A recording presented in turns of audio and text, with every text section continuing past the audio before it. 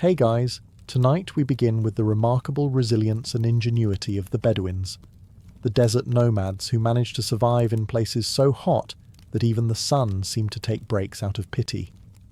So before you get comfortable, take a moment to like the video and subscribe, but only if you genuinely enjoy what I do here. And let me know in the comments where you're tuning in from and what time it is.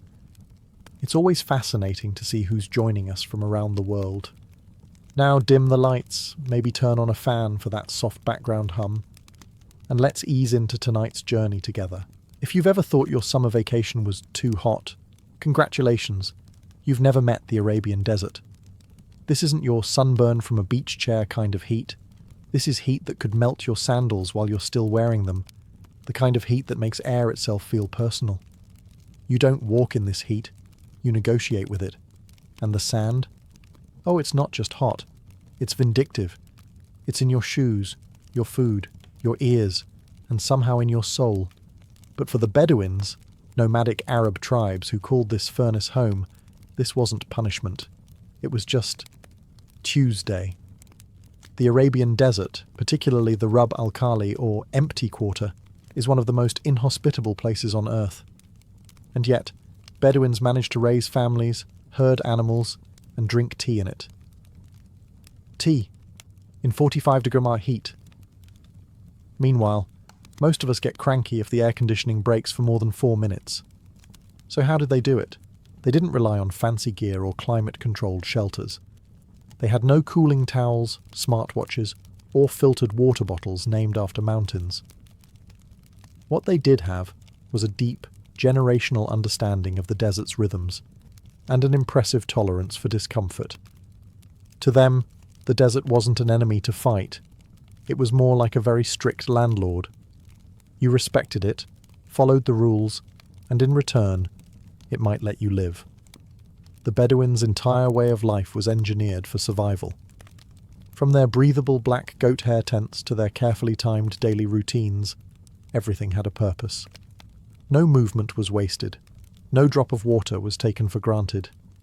You'd never catch a Bedouin power walking at noon just to hit a step goal.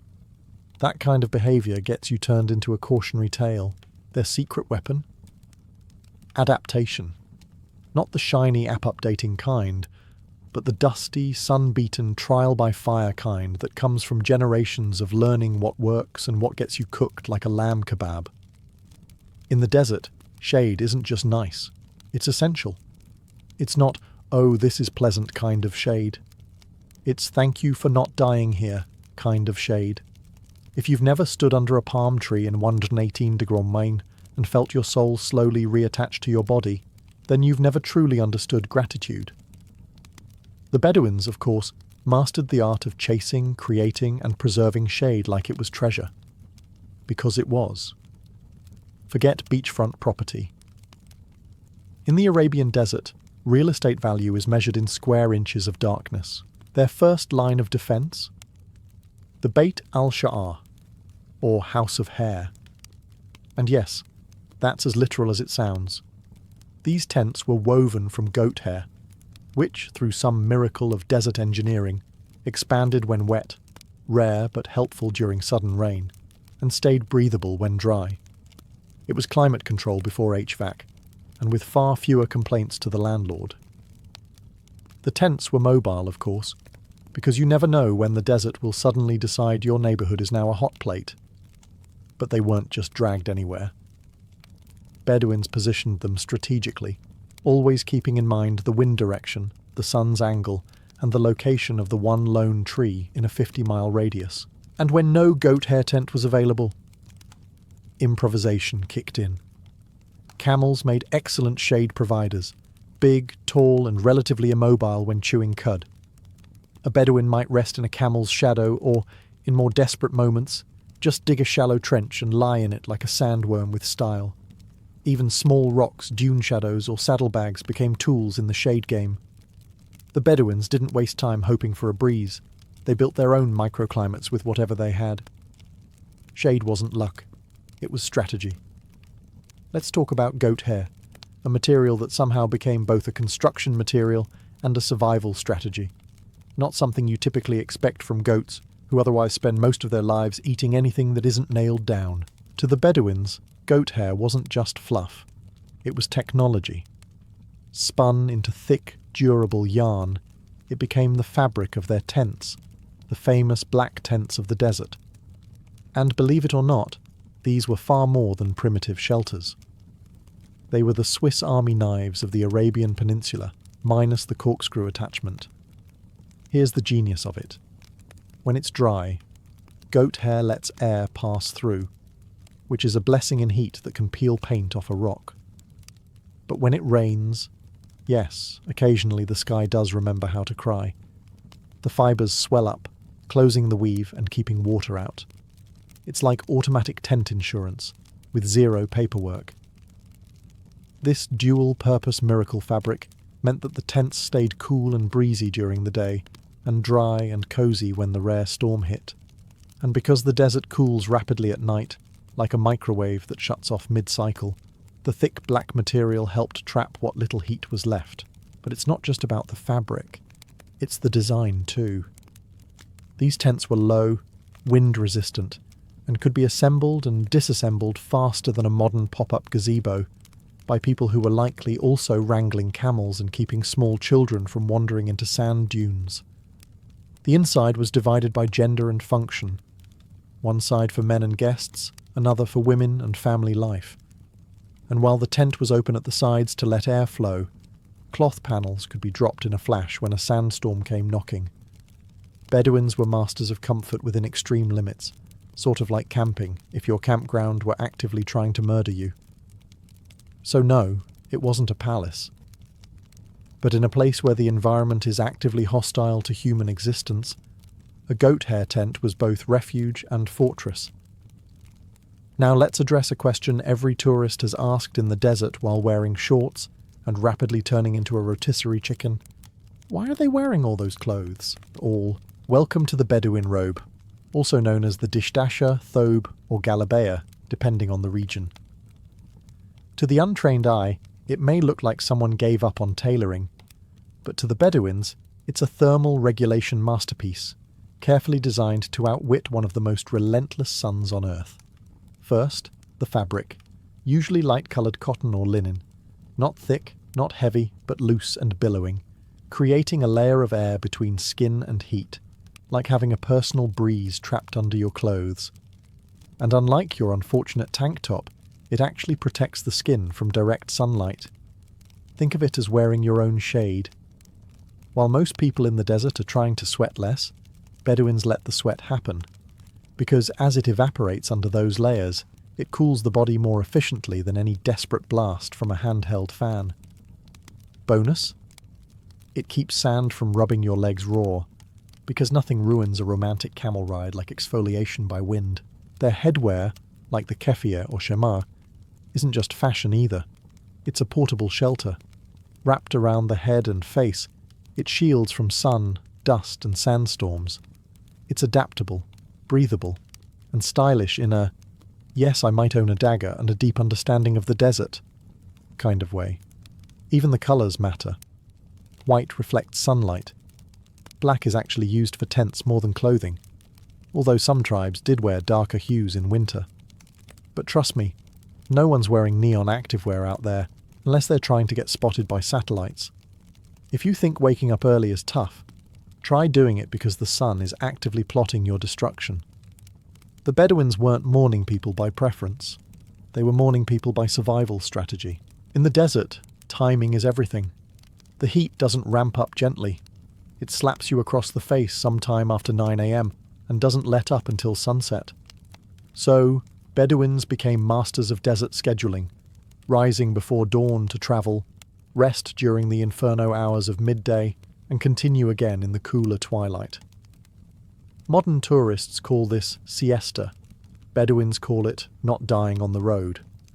They didn't march across dunes at noon just to prove a point.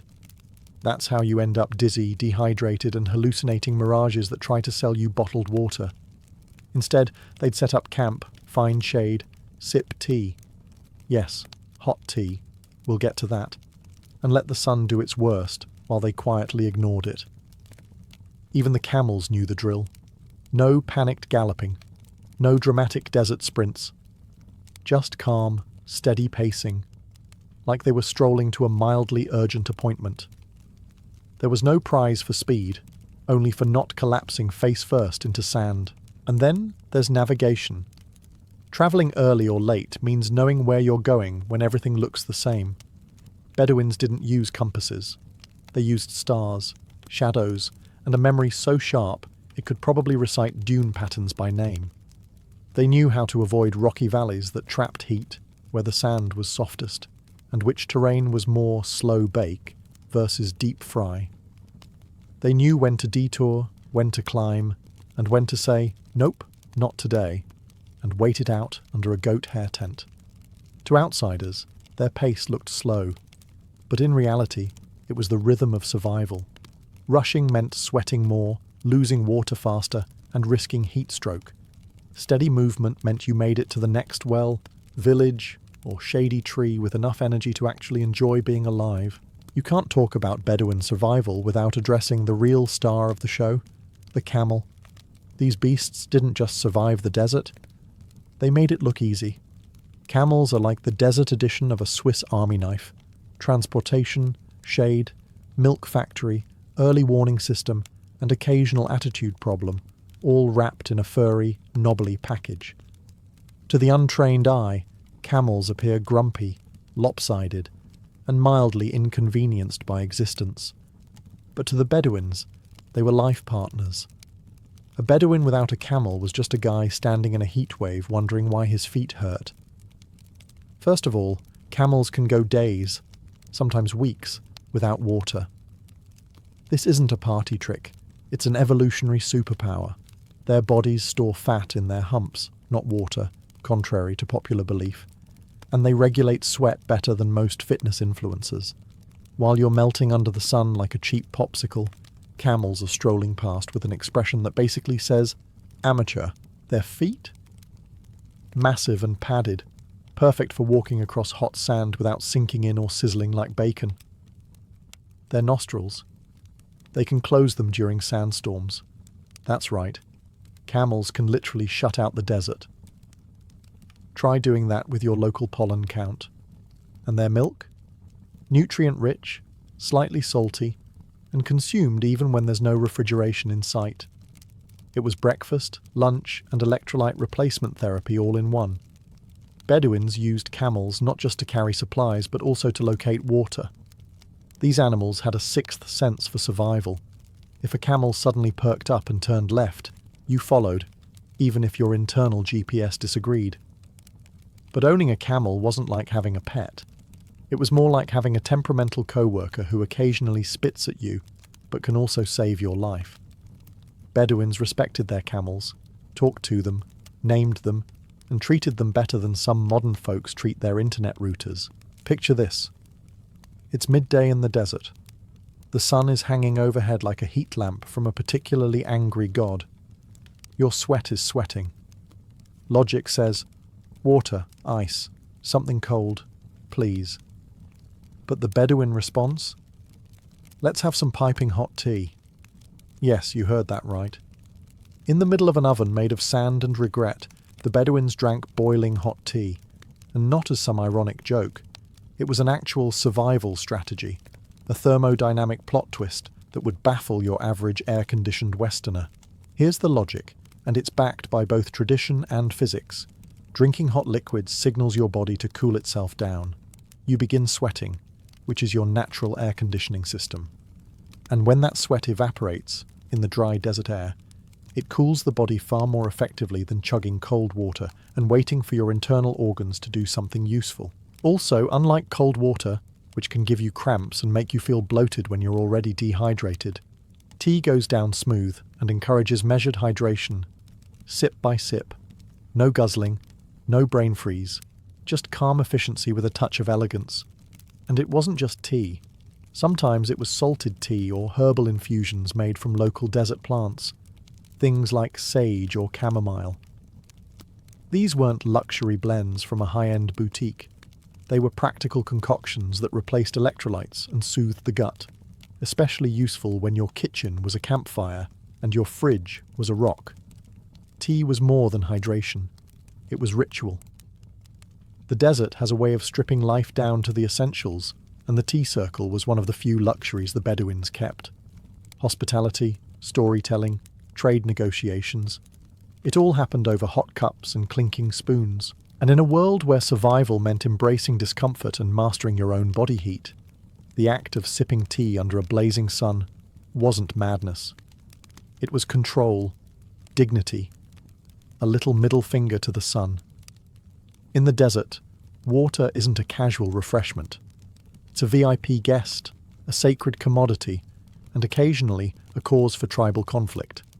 While most people today think of water as something that comes out of the fridge in a nice bottle with a mountain on the label, the Bedouins viewed it the way a medieval king viewed gold: precious, guarded, and never wasted. The Bedouins weren't just surviving without abundant water, they were thriving with practically none. And the secret wasn't mystical desert powers, it was meticulous planning and an unbreakable code of respect for water. First off, they knew where to find it. In a landscape that looks like an endless, sand-coloured photocopy, Bedouins could spot subtle clues: a certain plant, a line of birds, the shape of the terrain, and say, "There's a well over that dune." And 9 times out of 10, they were right. That one time they were wrong? Let's just say it probably ended with a camel giving them the side-eye. They dug deep wells, tapped into underground springs, and even captured condensation in cloth overnight. Nothing was wasted. You didn't pour one out for the homies in Bedouin culture unless you really liked them. Drinking water wasn't a free-for-all. It was rationed carefully, especially during travel. You drank just enough, not more. Think hydrated monk rather than festival goer with a gallon jug. Overdrinking could actually make you thirstier in the long run by flushing essential salts. Hence, that salty tea from Chapter 7 wasn't just weird. It was strategic. Water also had a powerful social value. Sharing water with travellers was a moral obligation, not a nice gesture. To deny someone water in the desert was basically the nomadic version of slamming the door in a blizzard, and possibly starting a blood feud. Even enemies were often offered water before negotiations began. The desert didn't care who you were. Dehydration was famously non-partisan. Imagine this. You're sitting by your tent, sipping tea, having a calm chat with your camel, when suddenly the horizon vanishes. The sky turns yellowish-brown, and before you can say, "Did someone anger the weather spirits?" you're being violently exfoliated by the wind. Welcome to the charming world of sandstorms, or as Bedouins likely called them, Tuesday. In the desert, sandstorms aren't rare freak events. They're a regular feature of life, like sunburns or unsolicited camel opinions. For most people, a sandstorm would send them into panic mode, screaming about dust in their nostrils and the general unfairness of nature. But for the Bedouins, it was just another situation to outsmart, preferably without losing a goat. The first rule of surviving a sandstorm is don't run around flapping. The Bedouins had a plan, and it started with situational awareness. They could often see a storm coming long before it hit. A strange tint to the light, a sudden shift in wind, that eerie moment when the desert goes too quiet. All warning signs. Next came the tent lockdown. Bedouin tents were open at the sides for airflow, but once a storm kicked up, out came the side flaps, weighted cloth panels that dropped faster than modern blinds in a rental apartment. The goat hair did its job. Sand-resistant, breathable, and somehow always ready, and for those caught in the open? The keffiyeh, headscarf, was the unsung hero. In seconds, it became a sand-proof face shield, wrapped tightly across the mouth, nose, and eyes. Some even carried extra cloth just for emergency wrapping. Think DIY desert hazmat suit, minus the bulk. If absolutely nothing was nearby, a shallow trench in the sand offered temporary shelter. It wasn't glamorous, but neither is inhaling 5 pounds of the Sahara. Bedouins would lie flat, cover up, and wait it out, like desert ninjas, but gritty. The storm would pass, eventually. Afterward came the dusting off, checking the camels, and maybe a laugh about who got sand in the weirdest place. Spoiler, it's always the ears. To outsiders, sandstorms looked apocalyptic. To Bedouins, just another round of dermatological violence from the sky. But thanks to planning, patience, and practical scarves, they handled it like pros. When you live in an environment where cooking outside is redundant because the sun already does that for you, your food choices become less about flavour explosions and more about not exploding from heat exhaustion. The Bedouins knew this better than anyone. Their diet was not designed for indulgence. There were no 7-course meals, no deep-fried novelties, and certainly no midnight snack binges. Mostly because midnight snacks involve firewood, and firewood is rare when the trees gave up centuries ago. Instead, the Bedouin menu was built around 3 things: simplicity, sustainability, and survival. Let's start with the superstar, camel milk. It wasn't just a drink, it was a nutritional Swiss army knife. Full of fat, protein, vitamins, and hydration magic, camel milk was consumed fresh when possible, or fermented into a mildly fizzy yogurt-like drink called Laban. Not quite a milkshake, but in 110 Fahrenheit weather, it hit the spot. Dates were another staple. These sugary little energy bombs were lightweight, didn't spoil, and provided potassium, fibre, and a satisfying chew, like nature's version of trail mix, minus the questionable raisins. Bedouins often paired dates with milk, which was pretty much their version of dessert. Sweet, filling, and blessedly not covered in sand. Flatbreads were made when possible, quickly cooked on hot stones or simple pans over the fire. No crusty baguettes out here. Just functional, foldable carbs that could double as a plate or a makeshift napkin if things got out of hand. Meat, when eaten, was a rare occasion, usually linked to ceremonies, guests, or when a goat did something truly unforgivable. When it was prepared, it was cooked low and slow, sometimes underground in pit ovens. Spices were minimal. The seasoning was mostly salt, maybe, and, we're grateful to be eating. Water wasn't gulped during meals. It was strategically sipped, usually after eating. You didn't want to dilute your stomach acids or risk wasting precious fluids on digestion. Yes, even the order of eating was optimized. You'd think after roasting all day, the desert would cut you some slack at night. But no. The sun might clock out, but the temperature doesn't cool down so much as it plummets like it tripped over its own robes. For the Bedouins, this meant learning to sleep between 2 extremes: oven by day, icebox by night. Forget feather beds and memory foam. Comfort was measured by how few bugs you swallowed while snoring with your mouth open.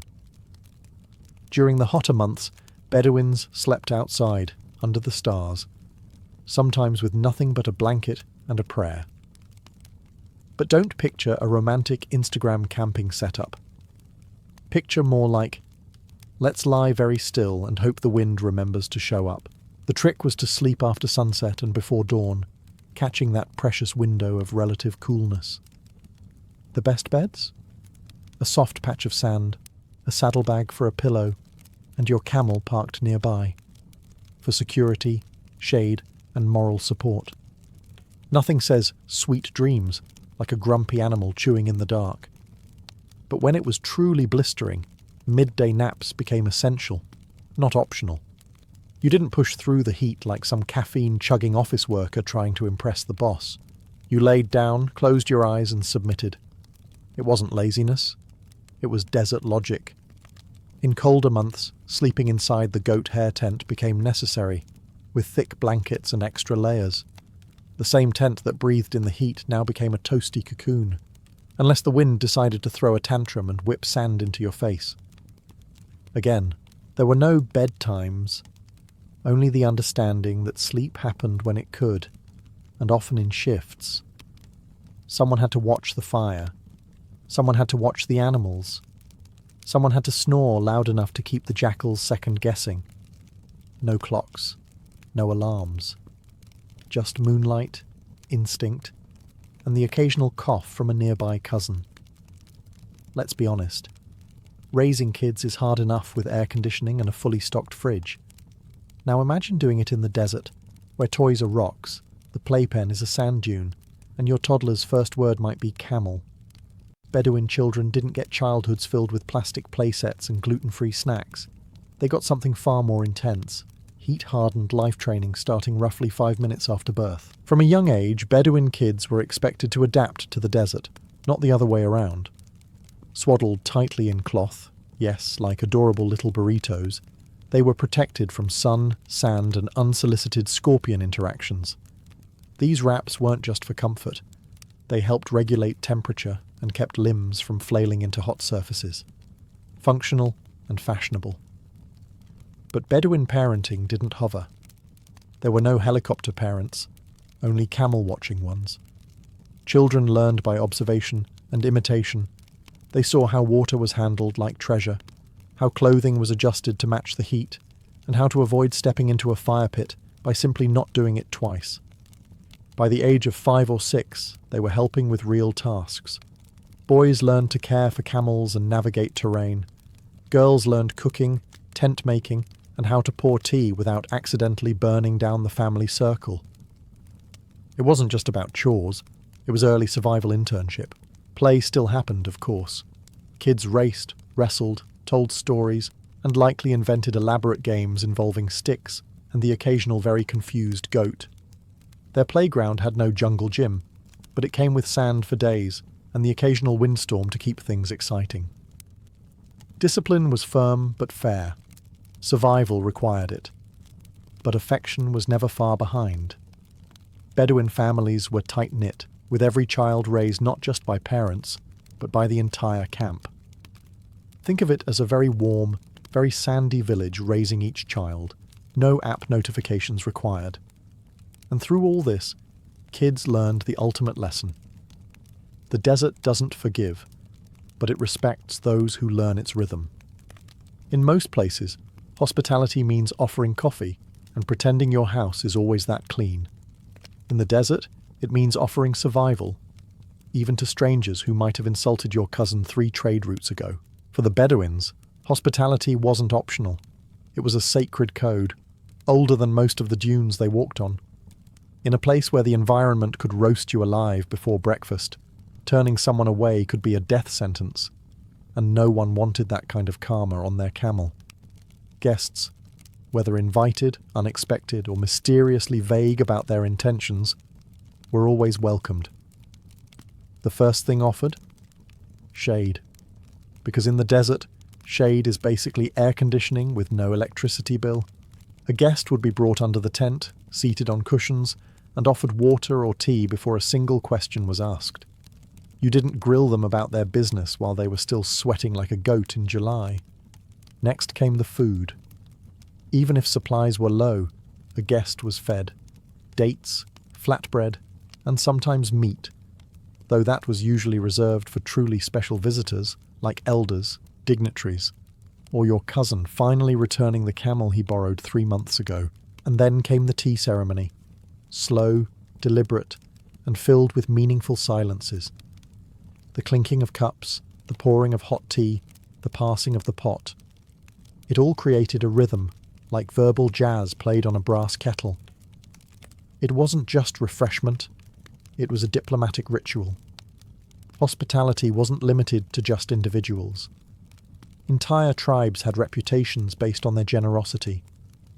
A stingy host could bring shame, while a generous one gained honour, alliances, and probably a few future favours, because the desert always pays back in unexpected ways. And yes, even enemies were sometimes given water and rest, with grudges politely set aside until at least after the 3rd cup of tea. The code demanded it. After all, you can't feud if everyone's unconscious from heatstroke. To the Bedouins, hospitality was more than manners. It was mutual survival, a shared understanding that the desert didn't care who you were. But a kind host just might save your life, and all it cost was a little water, a little shade, and your best cup of tea. When the sun finally dipped behind the dunes and the desert cooled from lava to toasty rock, it was storytelling time. And no, not the once-upon-a-time kind with dragons and castles. Bedouin stories were gritty, clever, and usually involved someone outwitting a rival with a goat and a handful of dates. There were no screens, No subscriptions, no buffering wheels. Just a small fire crackling in the sand, a circle of tired travellers, and that one guy who definitely exaggerated the ending every time. Storytelling was more than entertainment. It was memory management. The Bedouins didn't write things down. Why waste paper you didn't have when you had a brain full of desert legends, tribal lineages, star maps, and jokes that had aged like fine camel cheese? Children learned history not from textbooks, but from grandmothers who could recite entire genealogies backwards while spinning yarn or sipping tea. They knew who betrayed whom 3 generations ago, and they could describe it with dramatic pauses and just enough scandal to keep the kids wide-eyed and suspicious of the neighbours. Every tribe had its own library of tales of survival, loss, honour, love, and the occasional poetic revenge. There were heroes, tricksters, wise elders, and cursed wells, all passed down through voice, rhythm, and dramatic eyebrow gestures. And because desert life involved a lot of sitting and waiting for the heat to pass, for the stars to rise, for that stubborn camel to move, stories were the original time filler. No one stared at a glowing screen while ignoring their family. They stared at each other, which was arguably more terrifying. Storytelling also helped preserve survival knowledge. Where to find water, which plants to avoid, how to calm a panicked animal, all wrapped in metaphor, rhyme, and the occasional cautionary tale about a reckless uncle named Nasser the Sweaty. The modern world has this charming delusion that nature must be conquered. Build higher walls, stronger AC units, thicker sunscreen. But the Bedouins, they understood something far more elegant. You don't fight the desert. You learn its rhythm and walk beside it. For centuries, Bedouin life was built not on opposition, but on adaptation. Instead of paving over the sand, they floated on top of it, like surfers of heat and grit. Their tents moved with the seasons, their routines shifted with the sun, and their patience stretched farther than the horizon. They didn't wear black robes in the heat because they were rebelling against common sense. They wore them because airflow matters. Their goats weren't random livestock. They were compact survival machines with hooves. Even their jewellery served functions, sometimes as dowry, sometimes as emergency barter. Nothing was just decoration. It all had purpose. Bedouins didn't curse the sandstorms. They read them. They didn't rush through the day. They paced it. Morning was for movement, noon was for stillness, evening was for tea and stories. It wasn't laziness. It was climate literacy. Even their conflicts, fierce as they could be, were handled with layers of honour and negotiation. Because when you live in an unforgiving landscape, burning bridges is a terrible survival strategy. Their understanding of the land was passed not through apps, but through practice. Want to learn where the water hides? Walk with someone older. Want to navigate a moonless night? Watch how the stars shift. No shortcuts, just lived experience and respect. Today, we build deserts into cities and pretend we've won. But the Bedouins would say, gently, with a knowing smirk, that you don't win against the desert. You earn your place in it, one day at a time. So, as the sun sinks and the wind carries the scent of dust and distant tea, remember, true survival isn't about resisting nature's power. It's about knowing when to move, when to wait, and when to sit down and sip your tea before the sand decides to join you. Because in the desert, the heat doesn't care about your ego, but it just might respect your humility. She wasn't born into silk sheets or domed palaces, far from it. Sometime around 1502, in the rugged lands of Ruthenia, likely in what is now western Ukraine, a young girl named Alexandra Lisovska lived the simple life of a Christian peasant. Her days were filled with chores, laughter, and the lullabies of the Carpathians. But fate, as it often does in empires, had other plans. Raiders, likely Crimean Tatars allied with the Ottoman slave trade, tore her away from that world before she was old enough to understand just how brutal history could be. Dragged from her village and forced into the long chain of slaves bound for the bustling markets of Istanbul, Alexandra was now property. Her beauty caught the attention of those who trafficked in flesh, but it was something far more dangerous that would soon define her: her mind. In the early 16th century, the Ottoman harem wasn't the erotic playground of Hollywood fantasies. It was a political battlefield. And Alexandra, renamed Hürrem, meaning the cheerful one, was about to play the game better than anyone before her. She entered the harem of Sultan Suleiman the Magnificent, the most powerful man in the Islamic world. He ruled an empire that stretched from the gates of Vienna to the deserts of Arabia, and from the Danube to the Nile. And yet, despite the thousands of concubines and consorts before her, it was this foreign slave girl who would catch his eye and never let go. There are conflicting reports on how exactly she rose. Some say it was her laughter, rare and irreverent in the shadowed corridors of Topkapi Palace. Others say it was her command of poetry, wit and language. She was fluent in multiple tongues and knew how to charm, disarm, and enchant. Either way, Suleiman didn't just favour her. He fell for her, but Hürrem didn't come to play the passive muse. Her rise wasn't an accident. It was a masterclass in strategy, timing, and sheer will. She would rewrite the rules of Ottoman court politics, starting with herself. From slave to consort, that was just the beginning. In the world of the Ottoman harem, beauty was fleeting, and attention even more so. A girl might catch the Sultan's eye for a week, maybe a month, but then she would vanish into velvet shadows, replaced by the next shimmering novelty. But Hürrem didn't vanish. She lingered, and not by accident. Suleiman, known for his keen intellect and poetic spirit, found an equal in her. They wrote love letters to each other. Yes, actual handwritten poetry, draped in metaphors and dripping with longing.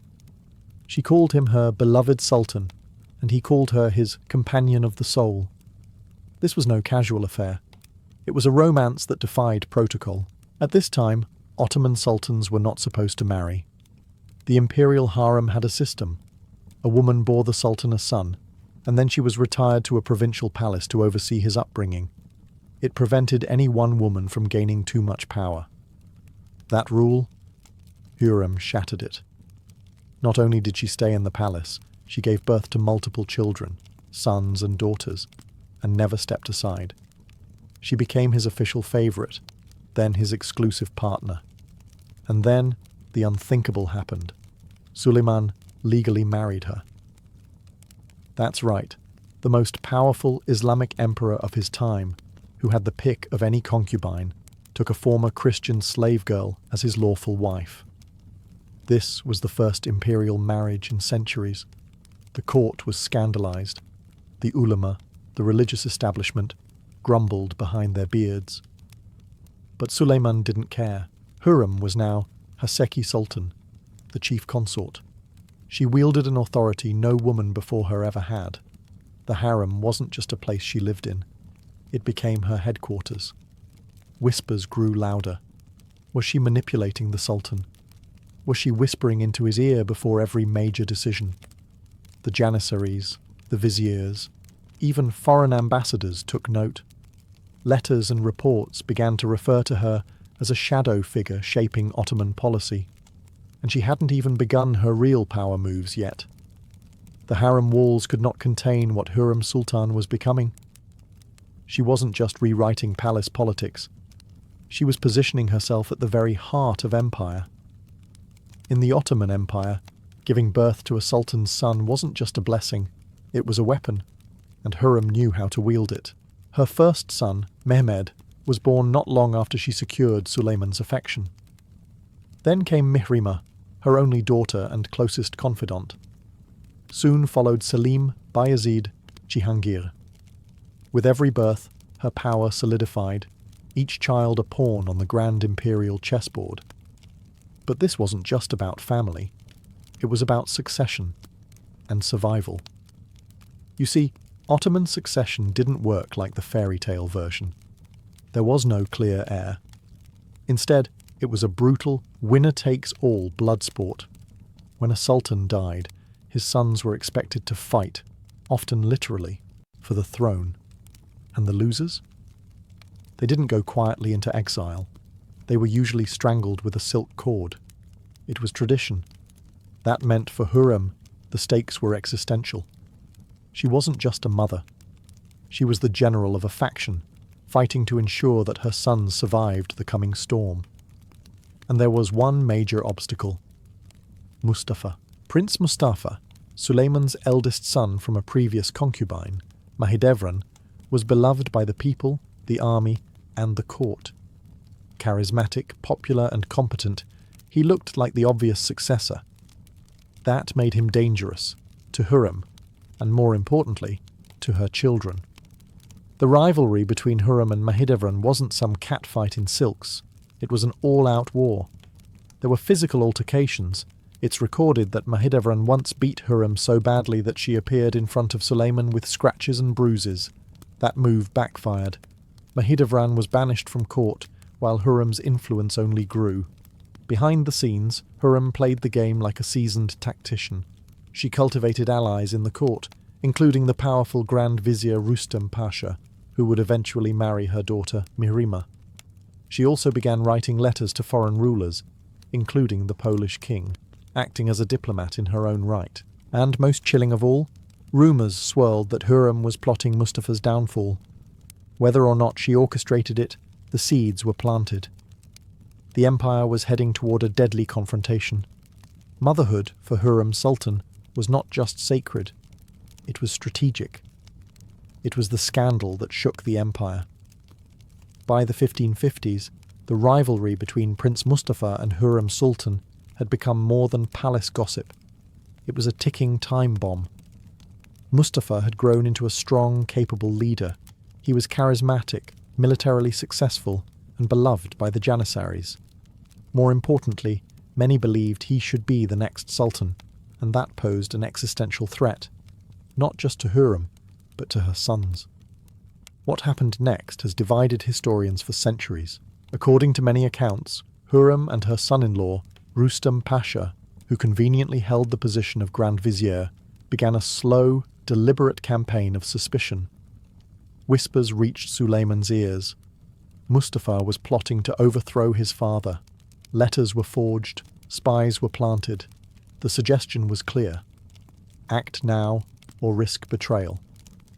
Suleiman, tormented by doubt, summoned Mustafa during the Persian campaign of 1553. The prince arrived at his father's tent in full ceremonial dress, bowing low in respect. What happened next was not ceremonial. The royal guard seized Mustafa, and in a cold silence, they strangled him with a silk bowstring, the traditional execution method for Ottoman royalty. Witnesses said Suleiman watched from behind a curtain, his face unreadable. The reaction across the empire was seismic. The Janissaries, who adored Mustafa, were outraged. The public wept for their fallen prince. Foreign ambassadors wrote home in disbelief. And at the heart of it all, a familiar name surfaced again and again: Hürrem. Whether she orchestrated Mustafa's death or merely benefited from it, her power was now unshakable. Mahidevran, Mustafa's mother, was effectively exiled, living the rest of her life in bitter obscurity. Meanwhile, Hürrem's sons, especially Selim, were now the only viable contenders for the throne. But not all was calm within her own brood. Hürrem's sons fought among themselves, plagued by their own ambitions and insecurities. And Suleiman, the sultan who once wrote love poetry and enacted reforms, was becoming colder, more isolated, perhaps haunted by what he had done. Mustafa's death marked the beginning of the end for the idealistic days of Suleiman's reign, and solidified Hürrem's place in history not just as a queen, but as a kingmaker, or perhaps a queen-slayer. By now, Hürrem Sultan was no longer just the Sultan's favourite. She was the most powerful woman in the empire.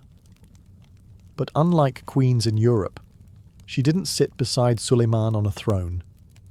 Her influence came from behind embroidered curtains, whispered through silk screens and penned in coded letters. She was the architect of what would later be called the Sultanate of Women, a political era where imperial mothers, wives and daughters shaped the Ottoman state. She had already defied centuries of precedent by marrying Suleiman, bearing him multiple sons, and remaining in the palace.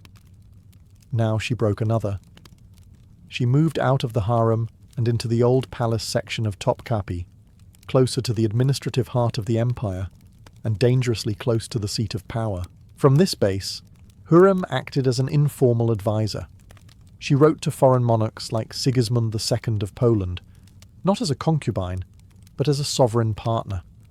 Her letters were diplomatic, assertive, and stunningly literate. She wasn't just the power behind the throne, she was a throne of sorts. She also spearheaded public works in Istanbul and Jerusalem. Mosques, schools, soup kitchens, hospitals, all stamped with her name. This wasn't just charity, it was image control.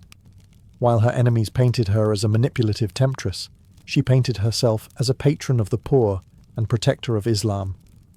And still, despite her rise, she never ruled publicly.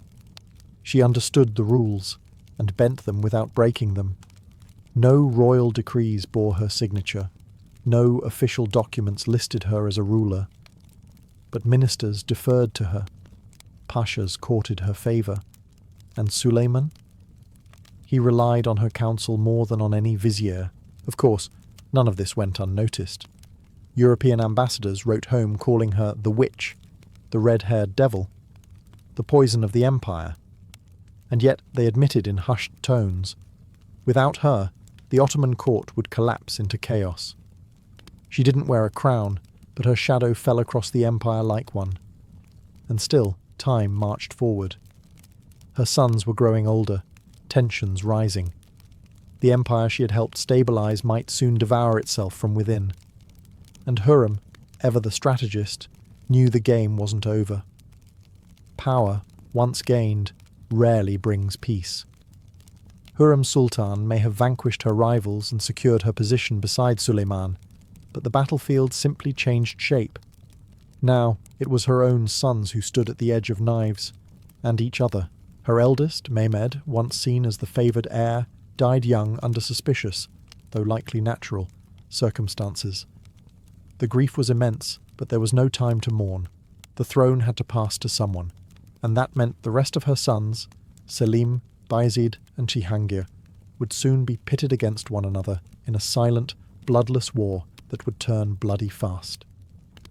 Selim, known more for his drinking than his diplomacy, was not the most inspiring candidate, but he was cautious and obedient, traits Suleiman valued.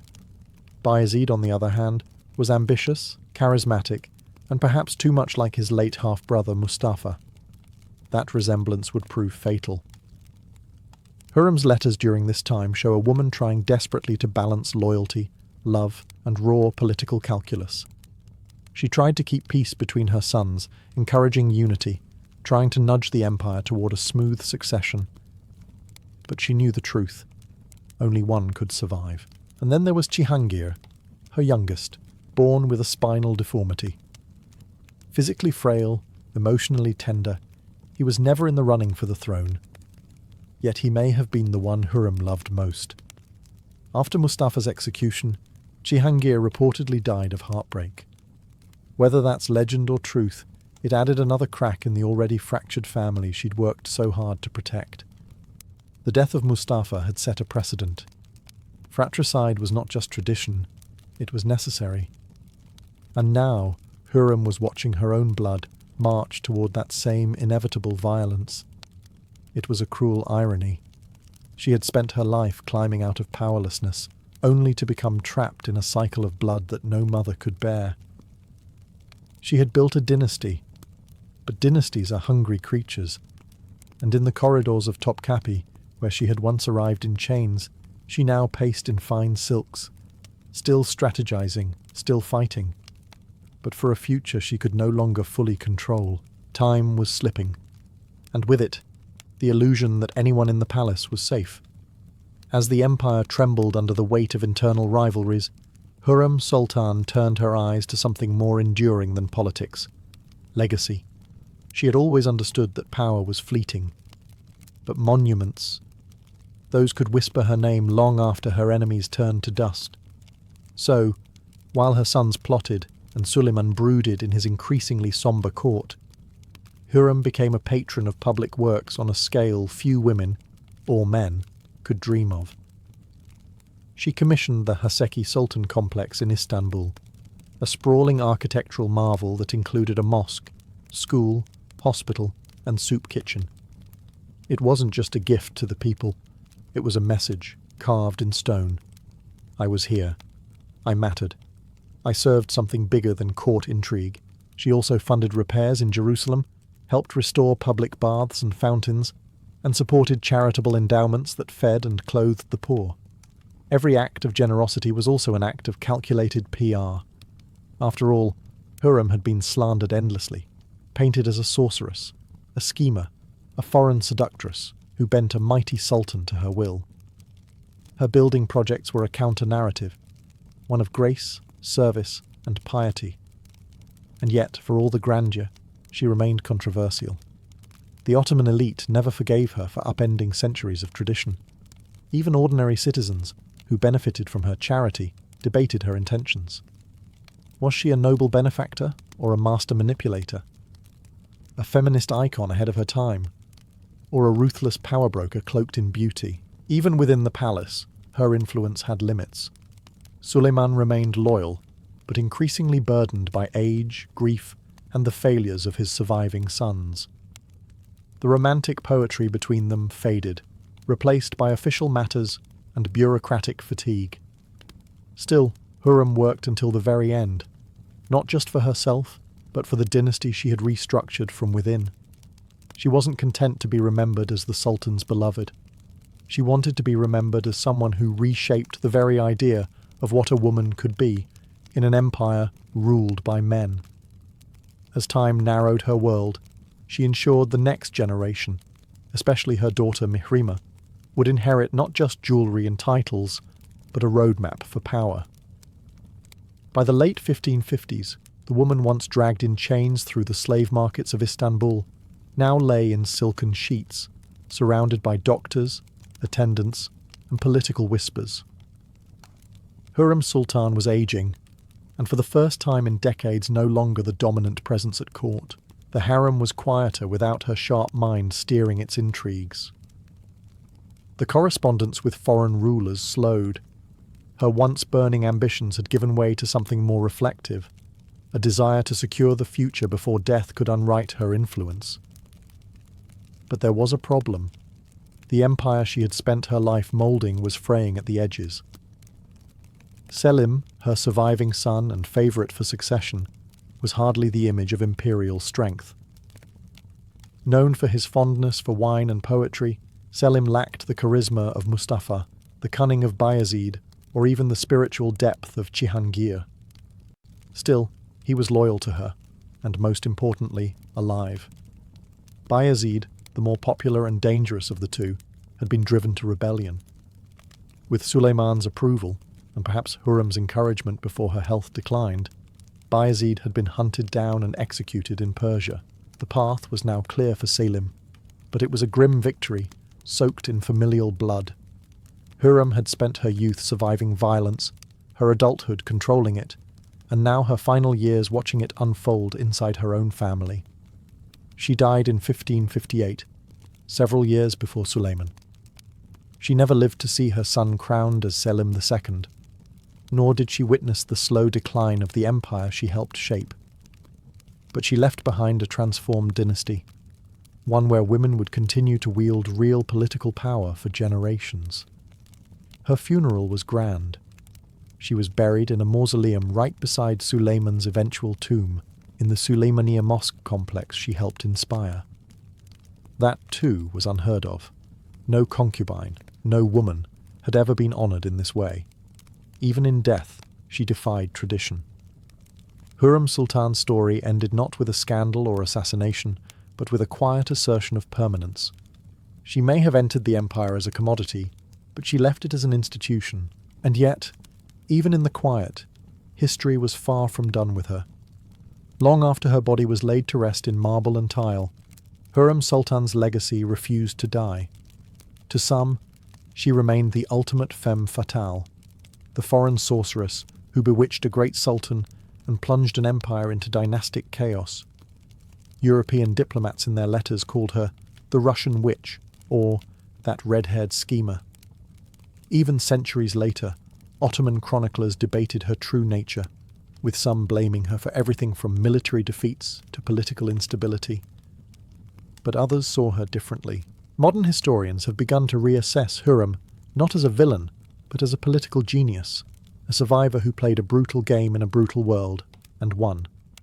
She wasn't simply a concubine, she was the founder of a new political paradigm.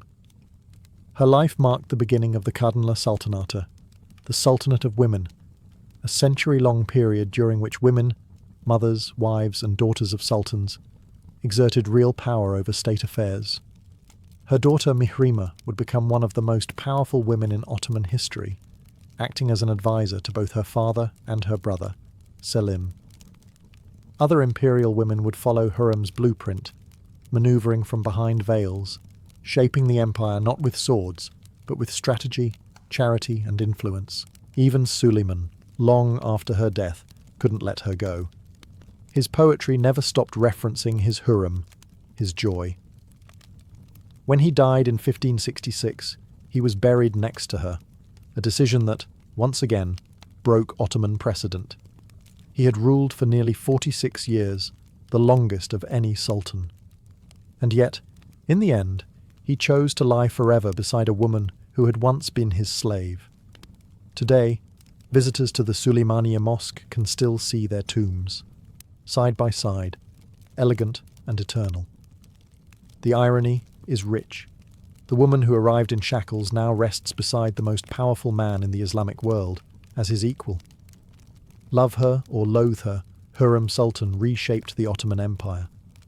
She bent centuries of tradition to her will.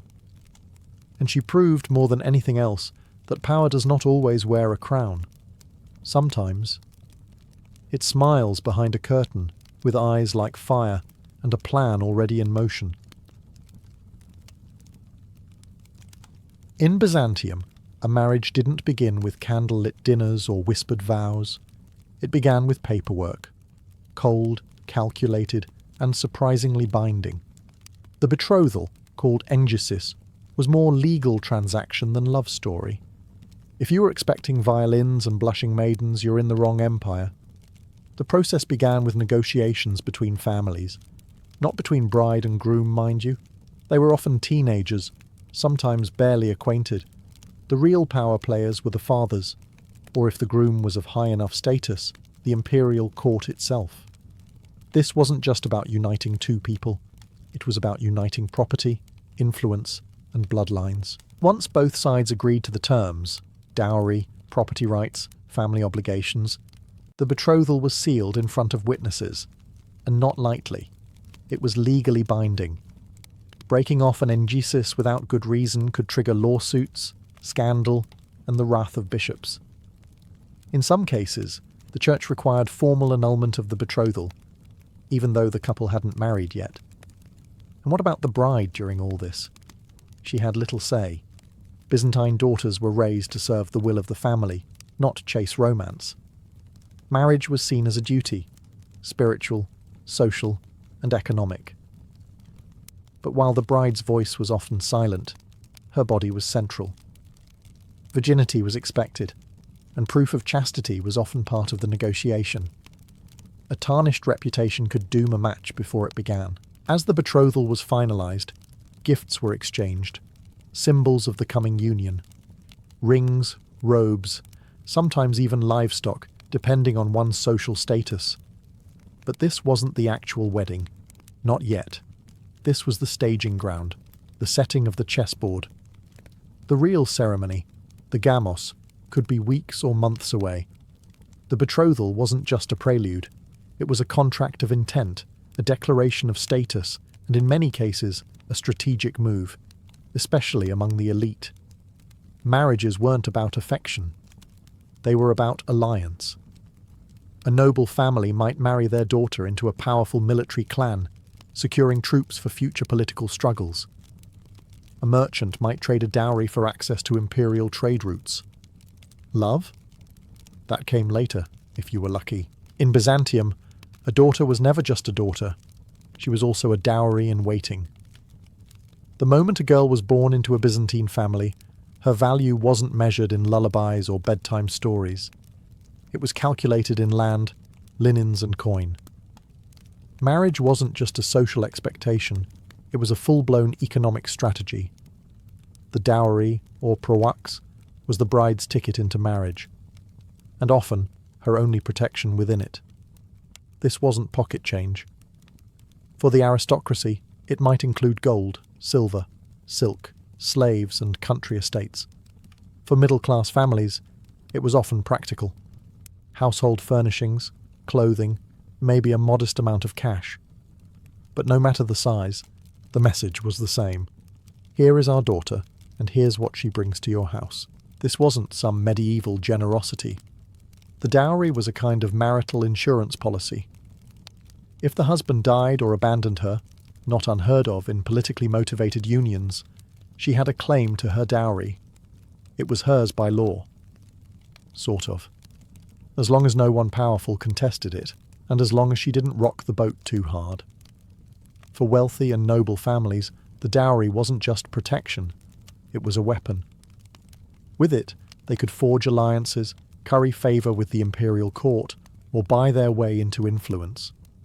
A well-endowed daughter could be married off to a general to secure military protection, or to a civil official to grease political wheels. Daughters were deployed like pawns on a marble board, some to marry, some to join monasteries, and a very lucky few to catch the emperor's eye. Of course, this all placed tremendous pressure on families. If a family had several daughters, the financial burden could be crushing. Fathers were often forced to divide their estates just to get all their girls married off. Unless, of course, they quietly shuffled one off into a convent instead. But dowries weren't just financial tools. They were also status markers. A bride entering her husband's home came bearing not just silver, but pride. Her family's wealth displayed like a walking advertisement. No pressure, right? And so, before the veils, before the crowns, before the church bells rang, it was the dowry that made or broke the Byzantine bride. If the betrothal was the business meeting and the dowry the transaction, then the wedding itself was the show. And what a show it was. A Byzantine wedding wasn't just a private affair. It was a public performance of unity, class, and religious legitimacy. For the elite, it could span multiple days, with carefully choreographed rituals that blended Roman pomp, Christian sanctity, and Eastern opulence. Even among commoners, the wedding day was a spectacle. The more elaborate, the more respectable. The bride would begin her transformation with ritual baths and grooming, her hair braided with care, adorned with gold, pearls, or ribbons, depending on her station. In wealthier circles, attendants might dress her in layers of silk robes, veils, and embroidered slippers. Modesty was expected, but make no mistake. This was about display. You were dressing the family name. The groom too had his own ceremonial preparations, but let's be honest, all eyes were on the bride. Once ready, the bride was escorted through the streets to the church, a procession that was both sacred and strategic. Everyone had to see it. Musicians played, relatives wept, or pretended to, and the entire neighbourhood lined the streets for a glimpse. This wasn't just a wedding, it was a parade of reputation. And then came the church ceremony. The gamos. It was solemn, slow, and deeply symbolic. The couple would stand before the priest, hands joined, as prayers and psalms were chanted. But the crown jewel of the ritual, literally, was the crowning. Golden or ornate wreaths were placed on both the bride and groom's heads, symbolizing not just marital union, but martyrdom. Yes, martyrdom. In Byzantine theology, marriage wasn't just about love, it was a kind of sacred suffering, a life of mutual sacrifice. Congratulations, you're now king and queen of your tiny domestic kingdom. Enjoy your symbolic death. Candles were held, prayers recited. The couple was walked around the altar 3 times in a slow ceremonial circle, a dance of eternity if you like metaphors, and finally, they were declared husband and wife. But don't exhale just yet, because what followed was often even more intense. The procession home, the feasting, and the strange and specific rituals of the bridal chamber. The wedding wasn't over, it was just getting started. If the wedding ceremony was a public ritual of holiness and status, the wedding night was, well, also kind of public, just in a far more awkward way. In the Byzantine Empire, the consummation of a marriage wasn't just a private moment between two newlyweds. It was a critical requirement to finalize the union, and yes, people kept track. A marriage wasn't truly considered valid until it was consummated. This made the first night a matter of legal, familial, and sometimes political importance. After the church ceremony, the couple was escorted, again, often publicly, to the groom's home or a designated chamber. This was called the nuptial procession. Along the way, torchbearers and musicians might accompany them, chanting hymns or playing flutes. If it sounds like a victory parade, that's because it kind of was. The couple had successfully made it to this point, and now came the moment everyone pretended not to obsess over. In some elite households, attendants or family members, yes, awkwardly, remained nearby to ensure everything went as expected.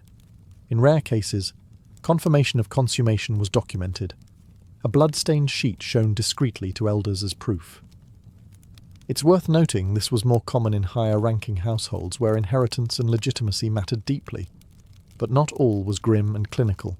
There were blessings to be spoken, candles to be lit, and symbolic food like bread and wine placed nearby. Reminders of fertility, prosperity, and spiritual unity. The crowns used in the church ceremony were sometimes placed beside the bed or hung above it as a sign of divine favour. And depending on the region and family tradition, songs or chants might be performed outside the room, a strange combination of privacy and performance. For the bride, this night was often filled with anxiety. She might be very young, possibly married to a much older man, and expected to transition instantly from obedient daughter to competent wife. For the groom, it was a test of masculinity and authority. The stakes were high for both, emotionally, socially, and in terms of their family's reputation. And if consummation didn't happen, the marriage could be annulled, just like that. In Byzantium, the wedding night wasn't the start of a honeymoon, it was a test. One with candles, crowns, and a lot of watching eyes. Once the couple had survived the solemnity of the ceremony and the nerves of the wedding night, it was time for the Byzantines to do what they secretly did best, throw a proper feast. The wedding banquet wasn't just a party, it was a statement. Especially for noble or imperial families, the post-wedding feast was where alliances were sealed, gossip was exchanged, and subtle power plays unfolded over goblets of wine and roasted lamb. The venue varied based on social class. A noble wedding might be held in a marble-clad atrium, with fountains murmuring in the background and silk tapestries decorating the walls. A middle-class family might host it in a courtyard with clay lamps and long wooden tables. But whether rich or modest, the feast had one thing in common. It needed to impress. Guests were greeted with perfumes and rose water, then seated according to rank. This was no casual buffet. The seating chart was a map of political favour. To be seated close to the newlyweds or their family meant you were someone. To be stuck near the kitchens? Not so much. The food was opulent when budgets allowed. Multiple courses, often starting with fruits and nuts, followed by fish, fowl, lamb, and exotic dishes flavoured with cinnamon, cloves, and honey. Bread was abundant. Wine flowed freely, often dangerously so. A well-timed toast could win favour, while a drunken slur could doom an entire branch of the family tree. Entertainment ranged from musicians with lyres and flutes to dancers, acrobats, and in some cases, elaborate theatrical performances. Poets might recite verses in praise of the bride's beauty or the groom's manliness. Again, not for romance. This was all for show. Even the cake had symbolism. A sweetened bread or honey pastry might be served to symbolize fertility and abundance. Eating it together signified unity. Not eating it? That could be a red flag, or at least a source of whispered speculation. But beneath the laughter and clinking cups, everyone knew the truth. This was not just a celebration of love. It was a careful display of wealth, power, and social standing, cloaked in honey and song. A wedding feast was Byzantium on a plate, glittering, complex, and never just what it seemed. The feast was over. The music faded. The guests dispersed. Now came the hard part. For the Byzantine bride, the wedding didn't mark a fairy tale ending. It marked the start of an entirely new reality. Once she crossed the threshold into her husband's household, she stepped into a complex web of expectations, hierarchies, and unspoken rules. Gone was the girl under her father's roof. She was now a Kyria, the mistress of the house. In theory, this was a promotion. In practice, it was often a pressure cooker. If she married into a large, extended family, common among wealthier households, she was suddenly under the scrutiny of her in-laws. The groom's mother typically held senior authority in the domestic space, and her approval wasn't guaranteed. The bride was expected to be modest, obedient, industrious, and pious. If she was beautiful, that was a bonus, but not a substitute for good behaviour. Her main job? Bearing children, preferably sons. Byzantine society placed enormous value on motherhood. A woman who produced multiple healthy sons was celebrated, respected, and gradually granted more authority. A woman who did not? Whispers, judgment, and sometimes, if her dowry wasn't large enough, rejection. And yet, the domestic sphere wasn't just a prison. It was also a stage. A clever bride could rise in influence by managing the household finances, overseeing servants, and navigating relationships with other women in the neighbourhood.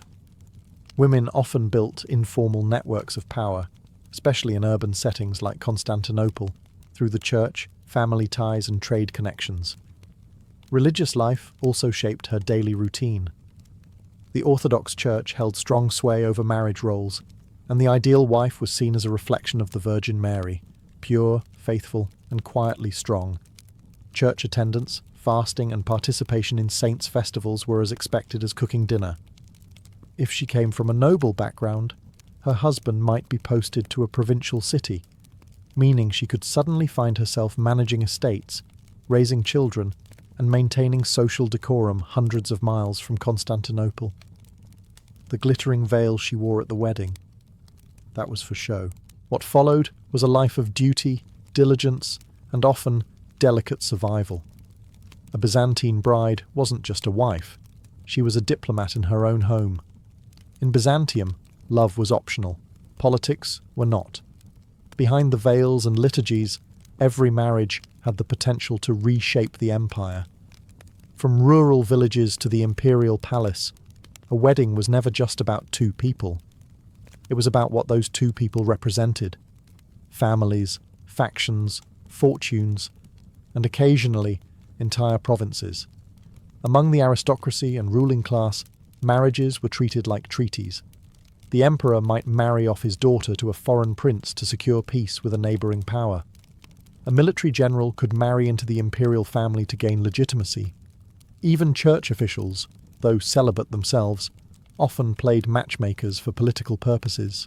The Emperor Constantine VII, for example, famously used marriage alliances to consolidate his dynastic power.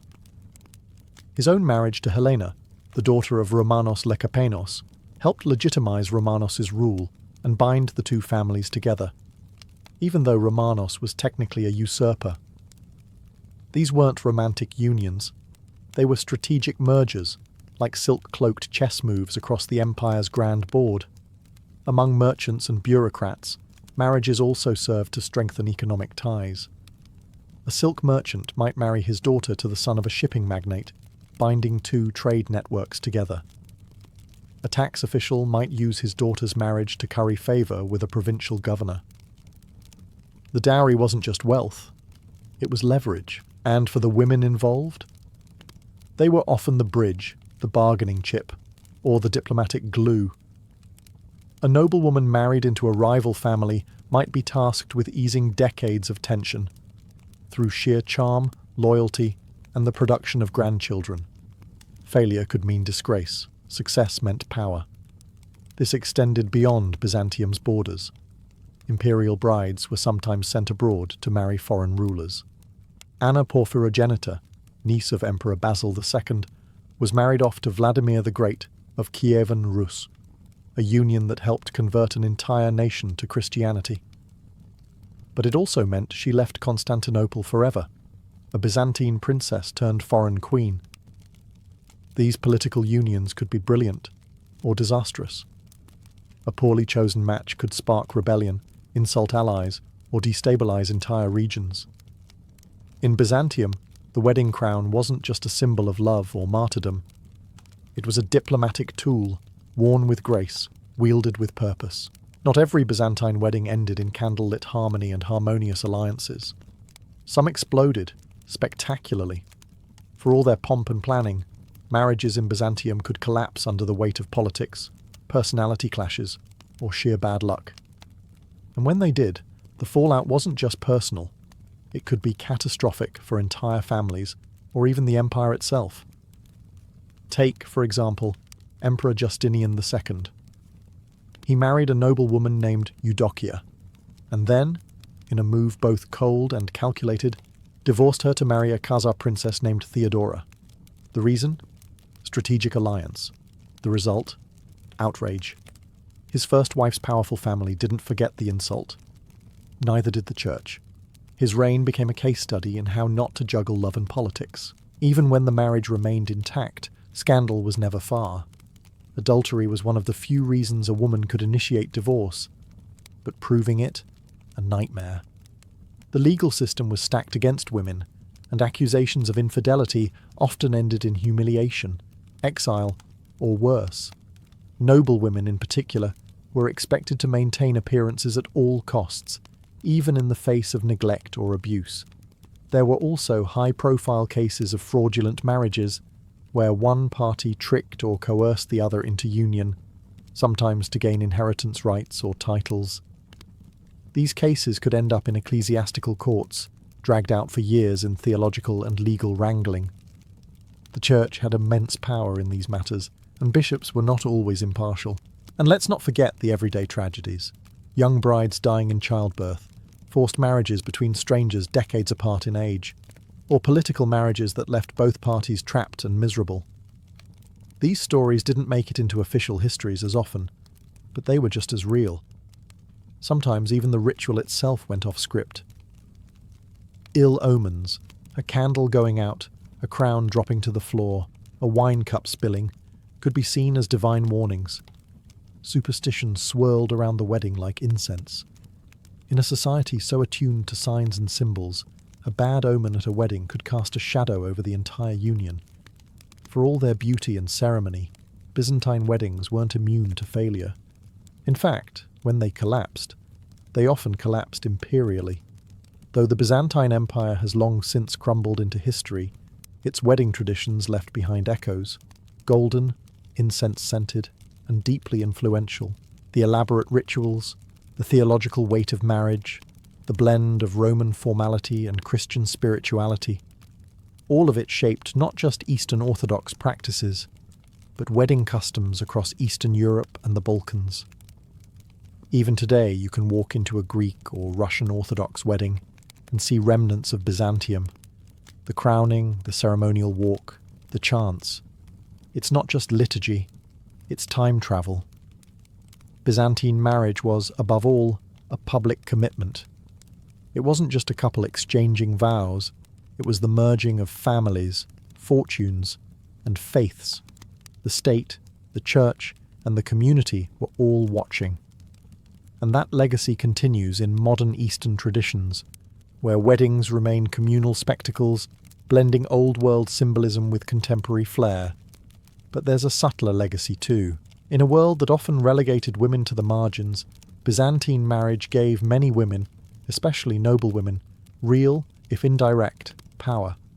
Through marriage, they gained influence, negotiated alliances, and protected dynasties. It wasn't always fair or romantic, but it was significant. Empresses like Theodora, Irene, and Zoe all began as brides, and some ended as rulers. Their rise was paved through marriage, but their impact reshaped religion, law, and imperial power. For these women, the wedding wasn't the climax of their lives, it was the prologue. Today, as we scroll through curated wedding photos and trend videos, it's easy to forget how ancient and complex this ritual really is. Beneath the white dresses and floral arches, the Byzantine wedding reminds us, marriage is more than a moment. It's structure, strategy, sacrifice, and sometimes, just sometimes, something like love. So the next time you see a couple walk down the aisle, imagine for a moment a candlelit church in Constantinople, golden crowns resting on two young heads, a crowd humming with expectation, and centuries of tradition binding them in silence. The Byzantine Empire may have fallen, but its weddings still echo, in veils, in vows, and in the strange, sacred theatre of matrimony. The Persian garden didn't merely imitate paradise, it defined it. In fact, the very word paradise comes from the Old Persian paradesa, meaning walled enclosure. These were not random patches of green, they were sacred spaces, meticulously designed, deeply symbolic, and breathtakingly beautiful. A Persian garden wasn't just where you planted flowers, it was where the divine touched the earth. In a region dominated by arid landscapes and blistering heat, the existence of a lush, shaded oasis with flowing water was nothing short of a miracle. That contrast was exactly the point. A Persian garden was meant to feel miraculous. It was a deliberate, artificial Eden, order imposed on chaos, nature tamed and honoured at once. And the design reflected that philosophy. Symmetry was everything. The classic Persian layout, called Chahar Bagh, or four gardens, divided the space into four quadrants with intersecting water channels. This wasn't just practical irrigation, it was cosmology. The four-part layout symbolized the Zoroastrian and later Islamic concept of paradise, where four rivers of water, milk, wine, and honey flow from a sacred center.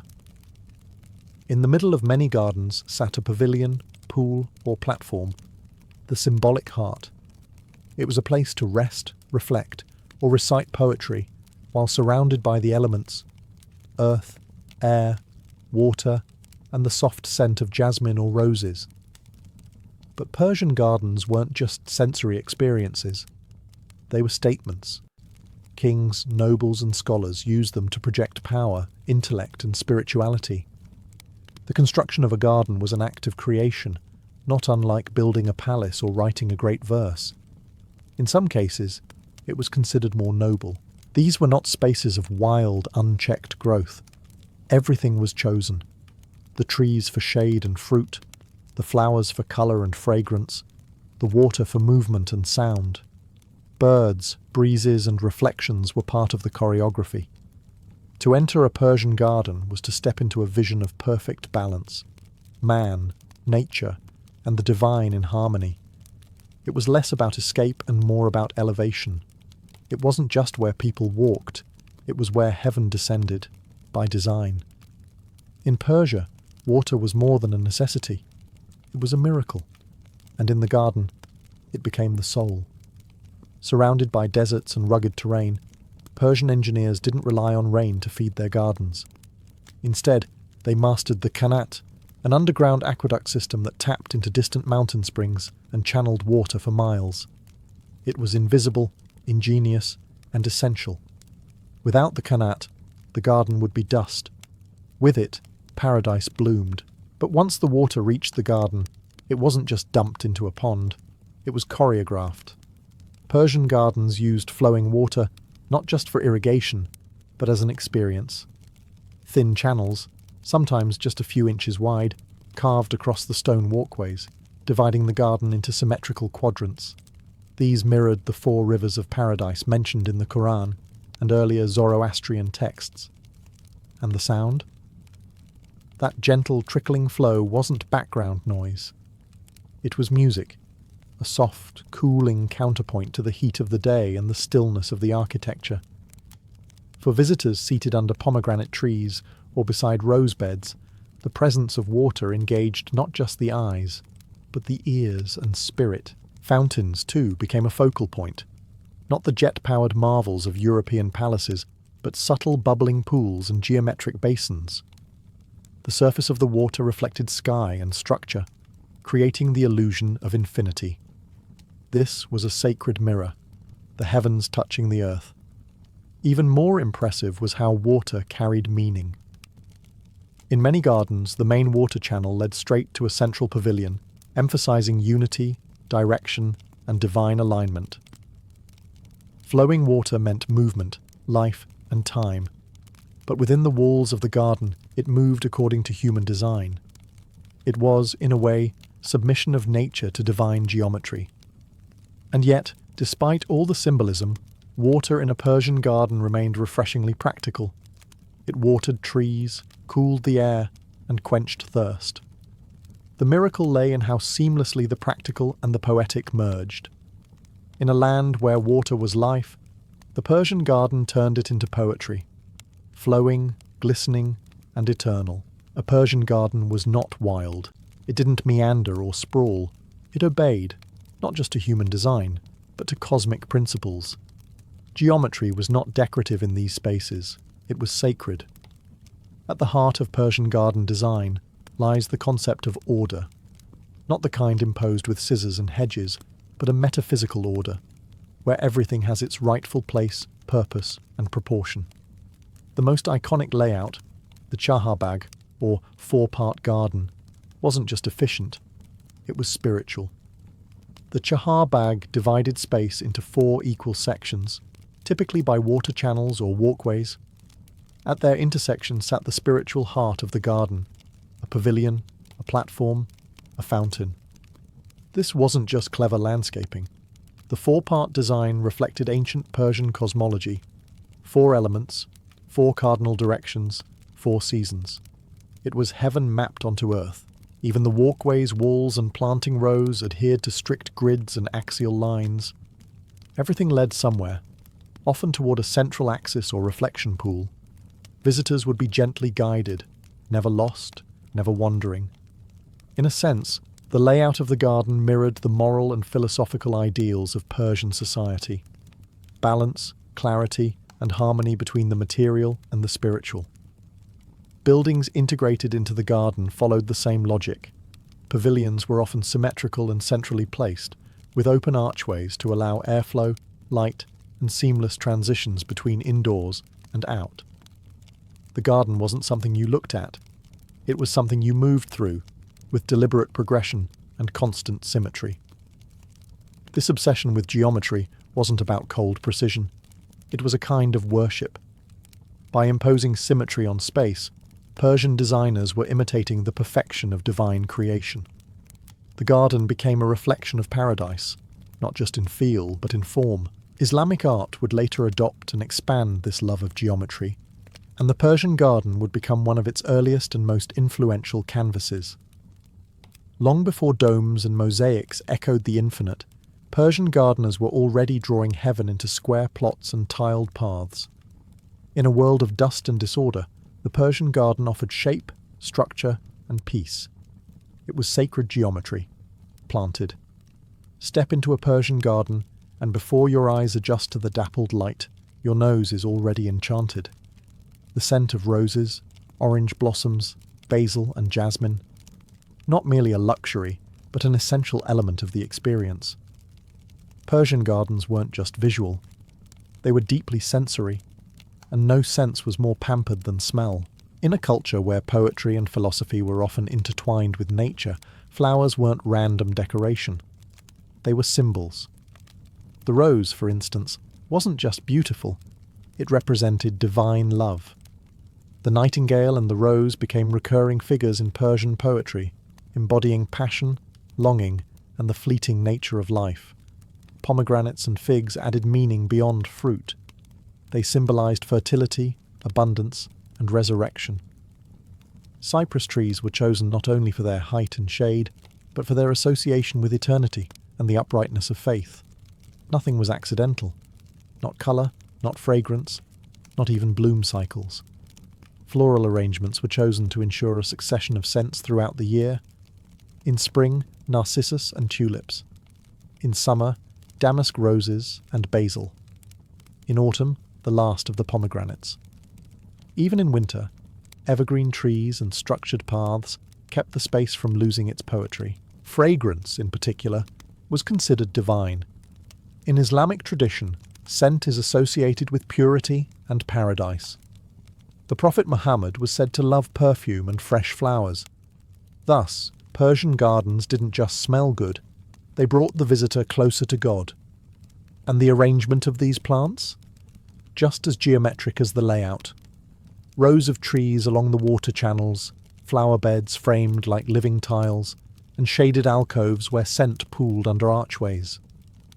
Even the act of walking through the garden was designed to bring you through layers of scent and texture. Shade turned to sunlight. The air, thick with the perfume of orange blossoms, might suddenly open into the earthy sweetness of fresh soil near the water's edge. It was immersive, not decorative. In a culture where poetry, prayer, and perfume often mingled, the garden became a sanctuary of all three. A space where every leaf spoke and every breeze carried a verse. This was paradise, and it bloomed with purpose.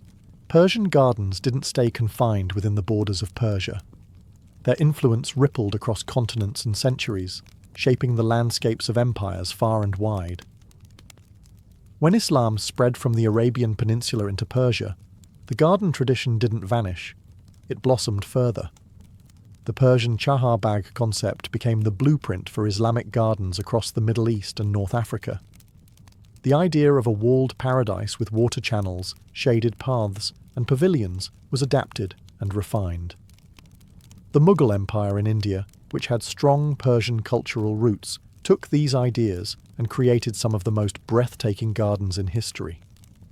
The Taj Mahal's gardens are a perfect example, a formal, symmetrical layout, featuring water pools reflecting the white marble mausoleum, vibrant flowers, and towering cypress trees.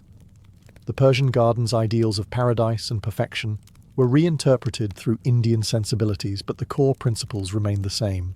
In Europe, Persian gardens inspired Renaissance and Baroque garden designs. Italian and French landscapers were fascinated by the exotic allure and mathematical precision of Persian designs. The famous gardens of Versailles, with their intricate parterres and reflective pools, owe a debt to the Persian ideal of blending geometry with nature. But it wasn't just aesthetics that travelled. The symbolism, water as life, the fourfold garden representing the universe, plants symbolising virtues, these spiritual meanings influenced garden culture globally. Persian gardens became a kind of universal language for paradise on earth, adaptable to local climates and cultures, but always holding on to their core vision. A harmonious blend of art, nature, and spirituality. The walled garden, once a Persian invention, became a metaphor for a sacred refuge, a place where time slowed and worries faded. And today, whether in the courtyards of Morocco, the landscaped parks of India, or modern botanical gardens, you can trace the roots of this paradise back to those ancient Persian designs. The garden was never just a garden.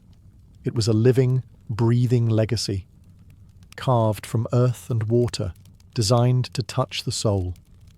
Water was the lifeblood of Persian gardens, but delivering it across arid landscapes was no small feat. Persian engineers mastered ingenious systems that brought cool, flowing water into these paradises, marrying utility with elegance. The Qanat system was a marvel of ancient engineering, a network of underground tunnels that gently channeled water from mountain aquifers to faraway oases and gardens. These subterranean aqueducts protected water from evaporation, allowing a steady, reliable supply even in the hottest, driest seasons. Without qanats, Persian gardens might have been impossible dreams. Once water reached the garden, it was transformed from mere necessity into an art form. Narrow channels called rills divided the garden into symmetrical sections, not only irrigating plants but creating soothing sounds and visual lines. These flowing waterways acted like veins, bringing life and movement to the geometric layout. Fountains and pools added another layer of beauty and symbolism.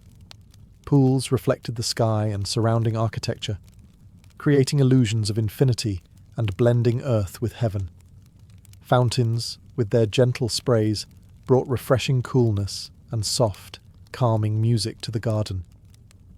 The bubbling of water was a constant companion, intended to relax visitors and symbolize eternal life. This delicate balance of engineering and aesthetics reflected Persian philosophies, where nature was not conquered but harmonized with. Water was a symbol of purity, renewal, and divine blessing, especially in Islamic tradition. Gardens then became microcosms of paradise on earth, where water flowed eternally, sustaining all life within. The mastery of water management also demonstrated the technical genius of Persian civilization. The canals, pumps, and channels weren't just functional. They were designed with artistic intent, guiding the eye and footfall, creating spaces for reflection and contemplation. Persian gardens thus stand as testaments to a culture that valued the marriage of technology and spirituality. They remind us that beauty isn't just about what you see, but how nature, art, and human ingenuity flow together. In the end, the water in a Persian garden was more than irrigation. It was poetry in motion, life given form, and paradise made real. The Persian garden wasn't just about plants and water, it was also about architecture.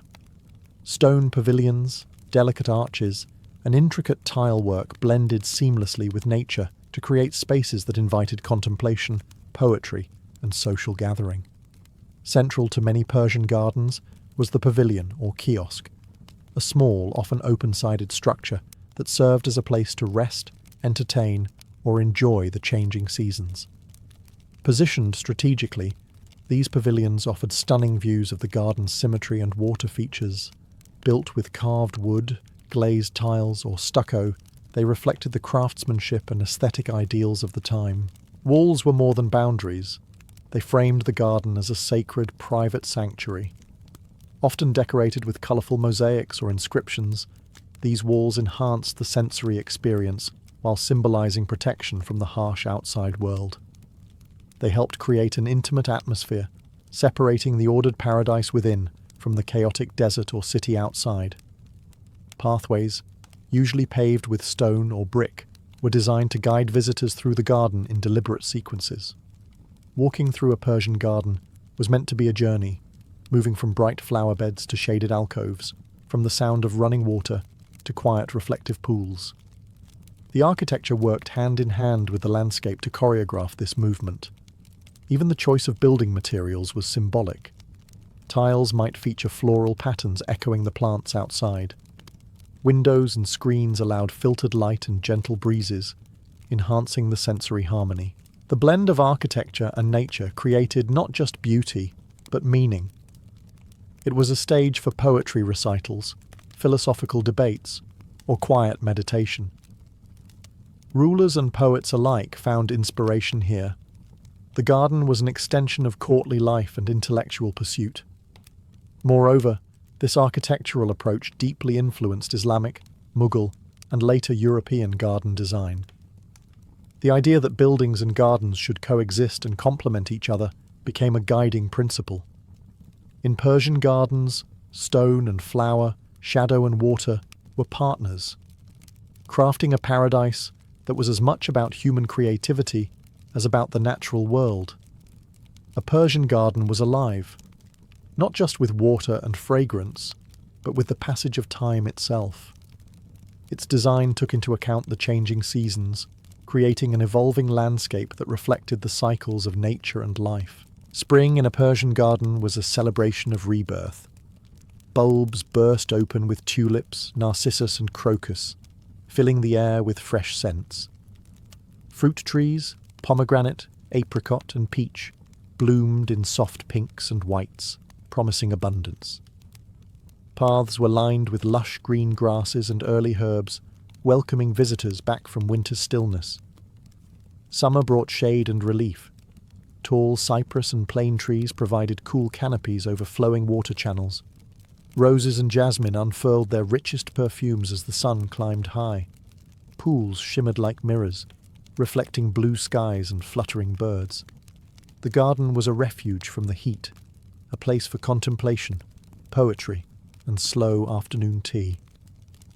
Autumn's arrival shifted the mood.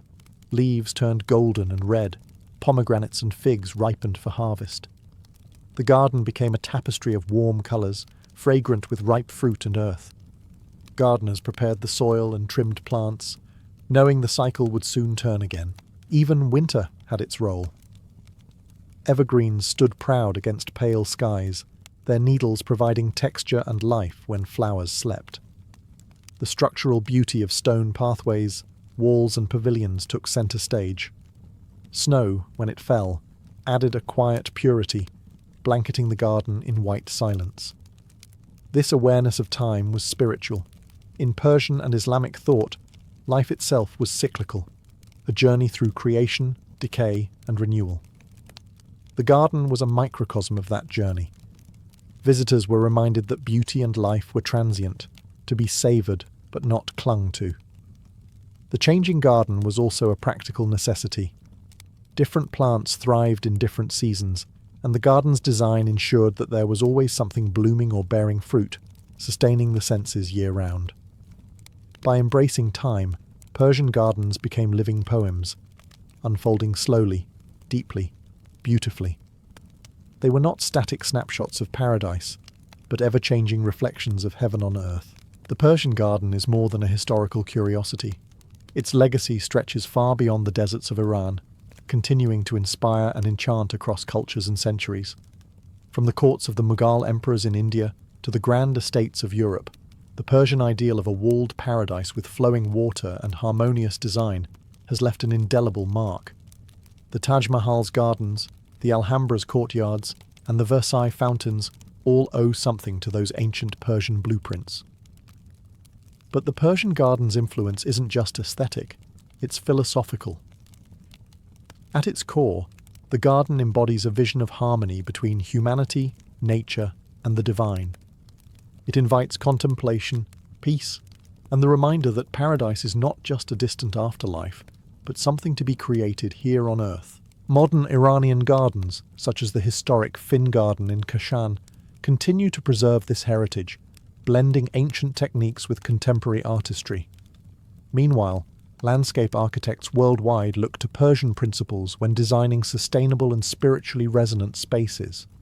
The garden's design principles, symmetry, water management, sensory richness, also resonate with today's ecological challenges. Persian gardens teach us the value of balance, patience, and respect for natural resources, even in the face of harsh environments. Ultimately, the Persian garden is a timeless symbol. It is an earthly paradise carved from sand and stone, a sanctuary where water sings and flowers tell stories. It reminds us that beauty and order can emerge from scarcity, and that human creativity, when guided by reverence for nature, can transform the world.